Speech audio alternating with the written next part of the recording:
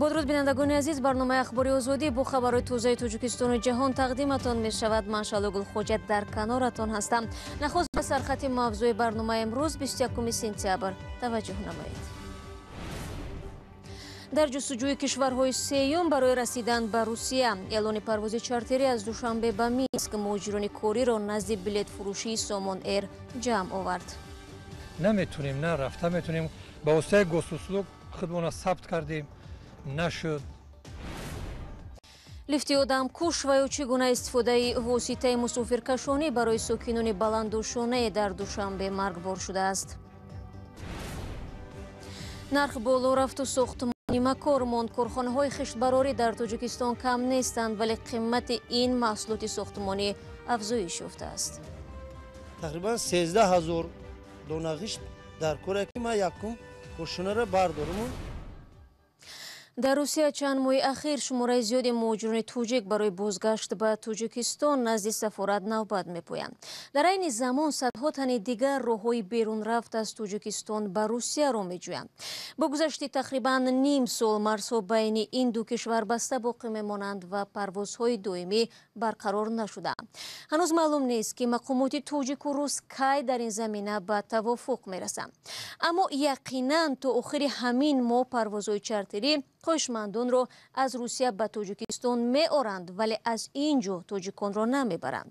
маҳдудияти тӯлкашида боиси он гаштааст ки довталабони сафар дар фикри истифодаи кишварҳои сеюм барои расидан ба Русия шуданд. барои Юсуфӣ мавзӯъ идома медиҳад. иҷозаи парвоз ба донишҷӯёни тоҷики донишгоҳҳои кишварҳои хориҷӣ муҳоҷирини кории тоҷикро низ пушти дарҳои чиптафурӯшии Душанбе овардааст. дар ҳоле ки парвозҳои мустақим ба Русия нест, онҳо мехоҳанд ба ҳар роҳ аз ҷумла тавассути парвозҳо ба шаҳри Мински Беларусия худро то ба Русия расонанд. пули билет зарар кардем, ай кору бормон мисол дар Русия буд, ай ҳама мондем. наметунем, на рафта метунем, ба воситаи госуслук худмона сабт кардем, нашуд, ҳама маҳкам шуд озир. ин ҳамҷода саргардон мегарем. ин дар ҳолест ки ширкати Somon Air барои берун бурдани донишҷӯёни тоҷики донишгоҳҳои хориҷӣ тавассути парвозҳои масири Душанбе Минск муваззаф шудааст. рӯзи гузашта дар назди чиптафурӯшиҳои ин ширкат даҳҳо нафар муҳоҷирон ба умеди дарёфти ҳаққи парвоз то пойтахти Белорус ҷамъ омада буданд. нарх наво 5200 меган бо 6800 через Беларусия. хак мераса намераса ки мегирид, қарз мекунӣ мерай. ин дар ҳолест ки мақомоти тоҷик мегӯянд барои аз саргирии парвозҳои мунтазам бо Русия омода ҳастанд. вазорати хориҷаи Тоҷикистон гуфт ҳанӯз 22 июл ҷониби Русияро дар бораи қарори ҳукумати ҷумҳурии Тоҷикистон оид ба барқарор кардани парвозҳои мунтазами ҳавоӣ бо Федератсияи Русия бо риояи қатъии талаботи санитарию зидди эпидемикӣ расман хабардор карда буд. ҷониби Русия дар навбати худ иттилоъ додааст ки таърихи барқарор кардани парвозҳои мунтазам баъд аз машваратҳои мақомоти авиатсионии ду кишвар муайян карда мешавад. вазорати хориҷа иттилоъ дод ки музокирот дар масъалаи барқарор кардани парвозҳои мунтазам бо Русия ва чанд кишвари дигар идома дорад. рӯ меорам ба мавзӯъҳои дигар. ҳафтаи пеш сокини яке аз баландушонаҳои Душанбе қурбони лифти корношоям шудааст. ҳамсояҳои зани фавтида мегӯянд солҳост ки лифти вайрон аз васоили интиқол баръакс ба манбаи хатар табдил ёфтааст. аммо ба гуфтаи онҳо ҳеҷ ниҳоде ба додашон намерасад ва ҳатто касе ҳам баъди марги зан суроғи хонавода наомадааст. мушкилоти марбут ба лифт хоси баъзе дигар аз биноҳои навбунёди баландошиёна низ ҳаст ки ҷойгоҳи он ғореро мемонад ва метавонад ҳар лаҳзае боиси сар задани фалокат шавад. сарвинози Рӯҳулло ва Шаҳлои Абдулло ба маҳалли ҳодисае рафтанд ки сокинонаш шоҳиди марги ҳамсоя занашон шуданд. ин оҳанпораҳои зери лифти як баландошиёна аст ки ҳафтаи пеш айнан ҳамин ҷо зани афтода ҷон дод. мавҷуда ҳусейнова сокини 49-солаи шаҳри Душанбе ки истиқоматкунандаи ин бино буд, бехабар аз он ки лифт вайрон шуда дар ошиёнаҳои боло дармондааст, бо кӯдаке вориди он шуд. ҳодиса рӯзи 14 сентябри моҳи ҷорӣ соати тахминан 9 ба 10 дар назди ана ҳамин лифти одамкаш дар бинои мазкур рух додааст.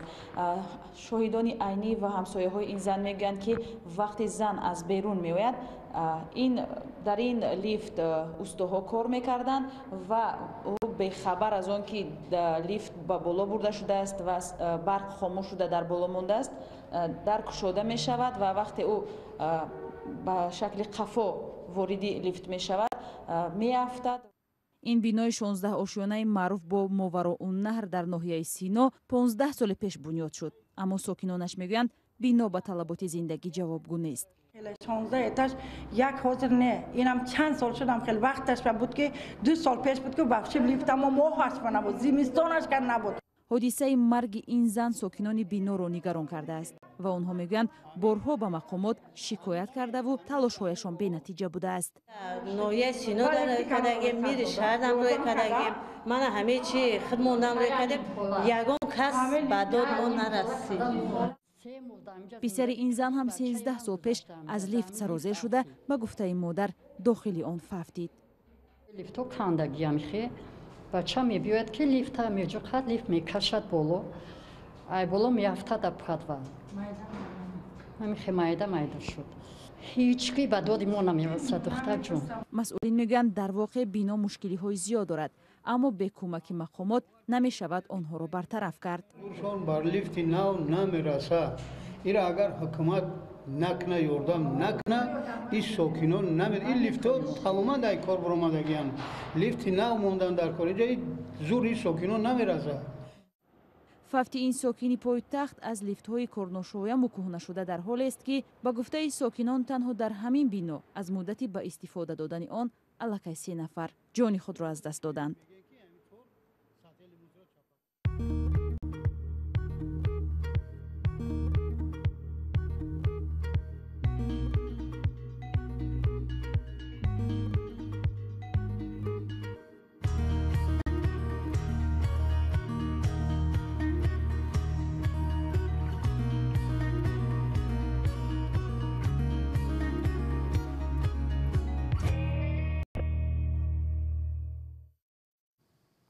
شما برنامه خبری رادیو آزادی رو تماشا دارید. در روسیه چند پزشک منتظر محاکمه دادگاهیشان هستند. پرونده در نسبت آنها ماهی ینوری امسال آغاز یافت، ولی پزشکان را تابستان بازداشت نمودند. مفتشان 8 نفر را در خرید و فروش کودکان عیبدار می‌دانند.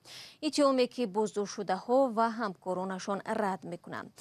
تلویزیون نسته شوریمه در این باره گزارش تهیه نمود و آن را مومن احمدی تقدیم شما می‌کند. یولیانا ایوانووا و تراس اشیتکوف دکتری زنانه و امبریولوژ روس به قاچاق انسان متهم می شوند. 10 سپتامبر حکم حبس آنها برای 3 ماه دیگر تمدید یافت. این زن و شوهر صاحب 2 پسرند. آنها از ماه ایول به این سو نمیدانند که چرا والدینشان در بازداشتگاه موقتی نگه داشته می شوند. البته که مرگ کودک فاجعه است، چون این حالتها رخ می دهند، ولی طبیبان با این هیچ ربطی ندارند. قضیه از آنجا شروع شد که ماه ینور در مسکو یک طفل از مادر سوراگاتی یا کرایه به دنیا آمد و فوتید. این نوزاد را زن برای یک عائله نازو از فیلیپین تولد کرده بود. در این پرونده در مجموع گپ درباره 13 کودک می رود و آغاز آن به سالهای 2014-2016 ربط می گیرد. یگان دلیل واقعی و مشخص وجود ندارد. یگان سند تصدیق کننده هم در پرونده وارد نشده است. طبیبان هر بار برای همراهی و دستگیری همکسبان خود به مرافعه دادگاهی می آیند. مادر سوراگاتی هم یکی از شکل‌های کمک طبی است که در روسیه به آن اجازه داده شده است. بنابراین من نمیدانم چرا در این حالت کمک طبی را به خرید و فروش آدم ربط می‌دهند. در مجموع 8 نفر با اتهام خرید و فروش کودکان در بازداشت قرار دارند. از جمله کارمندان کلینیک مرکز اروپایی مادر سوراگاتی یا کرایه هم بازداشت شدند. ایگور ترونوف وکیل روس قرار درباره آغاز پرونده جنایی را معرفی می‌کند. در پرونده ترونوف والدان فیلیپینی را نمایندگی می‌کند که محض فرزند آنها سبب آغاز پرونده جنایی شد. ترونوف تاکید می‌کند که همسران فیلیپینی آماده‌اند از تشخیص ژنتیکی گذرند و اثبات کنند که کودکان را نخریدند. ولی شبهه ها در این حالت خنده آورند، زیرا کودکان فیلیپینی را با چشم عادی هم می شود فرق کرد. رنگ پوست و چشم آنها совершенно اصلا другой دیگر цвет است. кожи, глаз там и так далее. Поэтому их не спутаешь с русскими детьми никогда. К Елене Юрьевне обратился, да, как уже к последней такой надежде, с самым большим опытом человеком. ایرینا سانکووا هم یکی از مشتریان پزشکان بازداشت شده است. او یک پسر دارد و یکی از والدانی است که به جانبداری از آزادی دختران امضا گذاشت. زیر مراجعتنامه برای رهایی طبیبان در مجموع 7500 نفر دست ماندند. نه طبیبان و نه مشتریان آنها نمیدانند که چطور دختران به پرونده آدم فروشی وارد شدند. در رابطه با این قضیه در شبکه‌های روسیه ده‌ها برنامه و گزارش‌ها نشر شد. اما در این برنامه‌ها یگان بار مفتشانی که پرونده را آغاز کردند شرکت نکردند. مقامات تفتیشات همچنین بارها اصرار کردند که این پرونده پشت درهای بسته و بدون شرکت خبرنگاران بررسی شود. با این حال در رابطه با این پرونده بدون قربانی به دختران 15 سال زندان تهدید می‌کند. бармегардем ба тоҷикистон ва барномаро идома медиҳем. ҳоло дар шаҳри душанбе ва маҳаллаҳои атрофи он бо суръат сохтмонҳо идома доштаву биноҳои чандқабата қомат меафрозанд. маҳсулоти аслии ин сохтмонҳо хишти пухта аст ки солҳои ахир ҳаҷми истеҳсолашон дар кишвар зиёд шудааст. ширкатҳои хиштбарорӣ низ дар тоҷикистон шумораашон меафзояд, вале нархи ин маҳсулот паст нашудаву баръакс баланд рафтааст. барои Юсуфӣ талош кард сабабҳояшро муайян намояд. муродалӣ тасмим дошт то фарорасии сардиҳо сохтмони ошёнаи дуввуми манзили навбунёдашро анҷом диҳад. аммо болоравии қимати хишти пухта монеи ин нияташ шуд. дар як ошёне ки ҳамин сохтмони ман рафтааст тақрибан 13 000 дона ғишт дар коре ки ман якум ошёнаро бардориму тақрибан ҳисоб кардам ма ба соли гузашта қариб 4-5 то 6 000 сомонӣ маблағ дар кор аст дар имсолаи ҳозира гузашта ки баъд ва дуюмеш ошёнаро қалан буд кунад.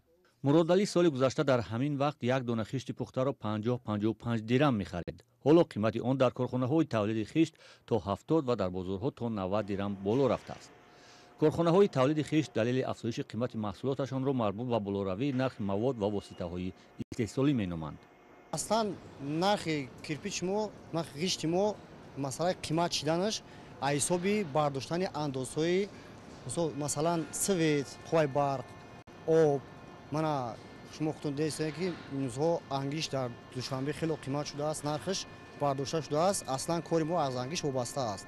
ба ҳамин хотир мо каме нархи кирпича мо коҳиш додем, баландтар бардоштем. корхонаи муштараки корвони аср аз камтарин корхонаҳои тавлиди хишт дар тоҷикистон аст ки тавлиду интиқоли хишт аз тариқи роботҳо идора мешавад. ин корхона дар шабонарӯз то 120 000 дона хишт тавлид мекунад. аммо мегӯянд талабот ба маҳсулоташон дар ҳоли афзоиш аст. сохтмонои душанбе мисол сохтмонош мебаранд, ина ноҳияи ҳисор ҳамаш мебаранд. клиентҳо ина мисол хонаву дари хичунавай мекунанд мебаранд. ҳисорат хеле беҳтарин аст. болоравии қимати хишти пухта дар ҳоле аст ки ҳаҷми сохтмонҳо дар нимсолаи соли ҷорӣ дар тоҷикистон нисбат ба як соли пеш 110 миллион сомонӣ бештар шудааст.